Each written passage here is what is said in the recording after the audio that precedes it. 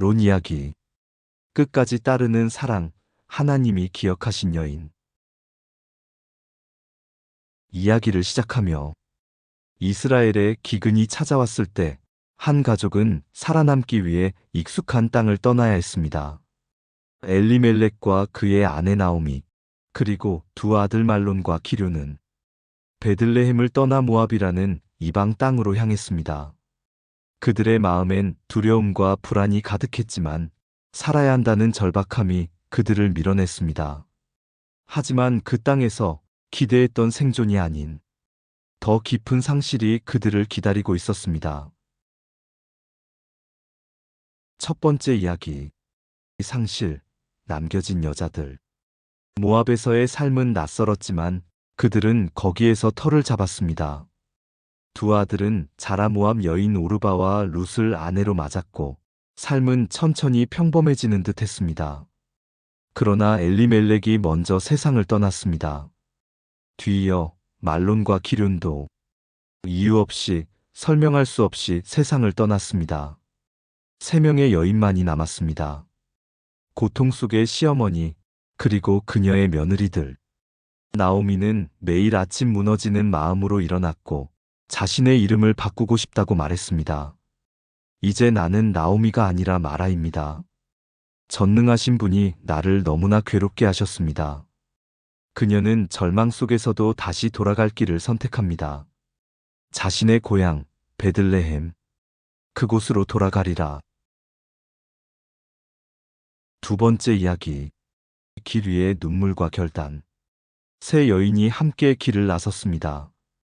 그 발걸음은 무거웠고 마음은 복잡했습니다. 나오미는 가던 길을 멈추고 두 며느리를 바라보며 말합니다. 얘들아 돌아가렴. 나는 너희에게 줄 것이 아무것도 없단다. 나와 함께 해봤자 너희 인생이 망가질 거야. 나도 하나님도 너희를 책임지지 못할지 몰라. 세 사람은 길 한복판에서 껴안고 울었습니다. 그 울음은 슬픔과 절망과 사랑이 섞인 깊은 통곡이었어요. 결국 오르바는 눈물로 돌아갑니다. 현명한 선택이었지요. 하지만 룻은 떠나지 않았습니다. 그녀는 나오미의 손을 꼭 붙잡고 말합니다. 어머니를 떠나지 말라 하소서. 어머니 가시는 곳에 나도 가고 어머니의 백성이 나의 백성이 되며 어머니의 하나님이 나의 하나님이 되실 것입니다. 룻기 1장 16절. 룻은 안전보다 사랑을, 안정된 삶보다 믿음을 선택한 여인이었습니다. 세 번째 이야기. 가난 속의 희망. 베들레헴에 도착했을 때 두 여인의 손엔 아무것도 없었습니다. 시간은 추수철이었고 베들레헴은 모처럼 분주했습니다. 하지만 그들의 마음은 배고픔과 두려움으로 가득했지요. 룻은 나오미에게 말합니다. 제가 나가 이삭을 주워올게요. 혹시 누군가 은혜를 베풀지도 모르니까요. 그녀는 겸손히 묵묵히 밭에 들어가 추수꾼들이 남긴 이삭을 주었습니다. 뜨거운 햇살 아래 땀이 흐르고 사람들의 시선이 낯설었지만 룻은 끝까지 머물렀습니다. 그녀의 조용한 충성과 성실함은 누군가의 시선을 사로잡고 있었습니다. 네 번째 이야기. 이 밭에서 피어난 운명. 그 밭은 보아스라는 사람의 것이었습니다. 그는 나오미의 남편 엘리멜렉의 친족이었습니다. 보아스는 밭을 둘러보다 낯선 여인을 발견하고 묻습니다. 저 여인은 누구요? 사람들이 대답했습니다. 모압 여인 룻입니다. 나오미와 함께 돌아온 그 여자입니다. 아침부터 지금까지 거의 쉬지 않고 일했어요. 보아스는 룻에게 다가가 말합니다. 내 딸아, 다른 밭에 가지 말고 여기서 계속 이삭을 주어라. 내 종들에게 말해뒀다. 그 누구도 너를 건드리지 못하게 했단다. 룻은 깜짝 놀라 무릎을 꿇고 말했어요. 왜 저 같은 이방 여인에게 이런 친절을 베푸시나요? 보아스는 미소를 띠며 말했습니다. 네가 시어머니를 위해 한 일, 그리고 하나님을 택한 그 믿음을 들었다. 여호와께서 내게 갚아주시기를 바란다. 룻기 2장 12절. 룻은 놀라운 은혜 속에 밥도 대접받고 이삭도 넉넉히 얻어 돌아갑니다. 다섯 번째 이야기 타작마당의 밤. 추수의 마지막 밤. 보아스는 타작마당에서 곡식을 정리하고 있었습니다.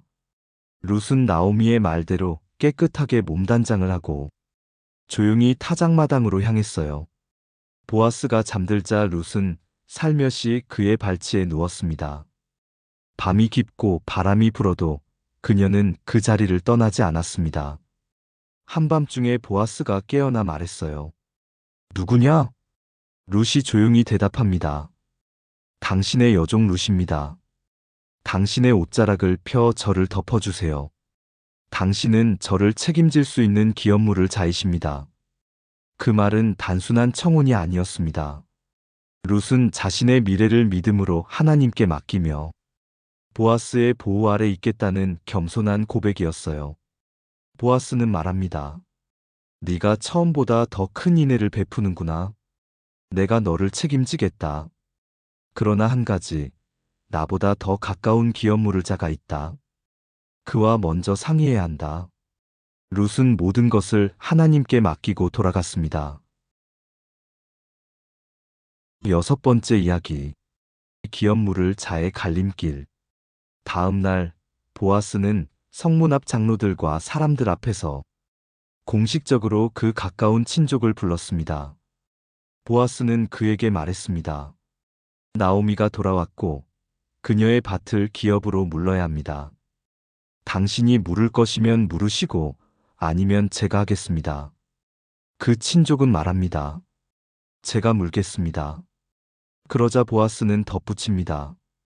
룻도 함께 책임져야 합니다. 그녀는 그 기업의 아내가 되어야 하니까요. 그제야 그는 망설이며 말합니다. 그러면 나는 물을 수 없습니다. 그 기업은 당신이 물으시오. 그 자리에서 보아스는 신발을 벗어들며 선언합니다. 내가 룻을 아내로 맞이하겠습니다. 장로들과 백성들이 함께 축복하며 외쳤습니다. 여호와께서 이 집을 에브라와 같이 다말과 유다의 집처럼 하시기를 원하노라. 일곱 번째 이야기. 축복의 가정과 후손. 룻은 보아스와 혼례를 올렸고 그들의 집에는 따뜻한 사랑과 은혜가 깃들었습니다. 하나님은 그들에게 한 아들을 주셨습니다. 그 이름은 오벳. 나오미는 그 아이를 품에 안고 말했습니다. 이 아이는 내 회복의 기쁨이야. 여인들은 외쳤습니다. 나오미에게 아들이 태어났다.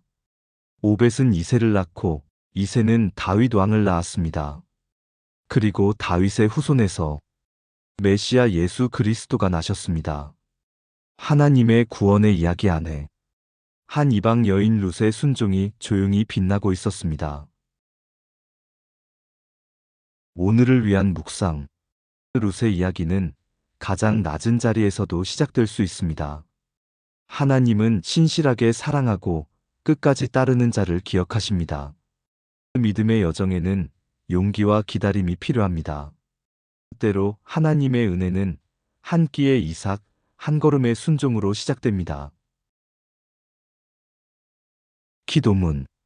하나님 아버지, 룻처럼 헌신과 순종으로 당신을 따르고 싶습니다. 낯선 길이라도 주님의 백성과 함께하며 당신의 음성에 귀 기울이게 하소서. 제 삶의 모든 장면이 하나님의 이야기에 연결되기를 원합니다. 외롭고 두려운 때에도 주님이 일하심을 믿고 끝까지 걸어가게 하소서. 예수님의 이름으로 기도합니다. 아멘. 이야기를 마무리하며 룻은 위대한 장군도 왕도 아니었습니다. 하지만 그녀의 결단과 믿음은 하나님의 구속사에 아름답게 연결되었습니다. 우리도 작고 평범한 하루 속에서 하나님의 역사를 이루어가는 사람이 될 수 있습니다. 믿음은 결코 낭비되지 않습니다.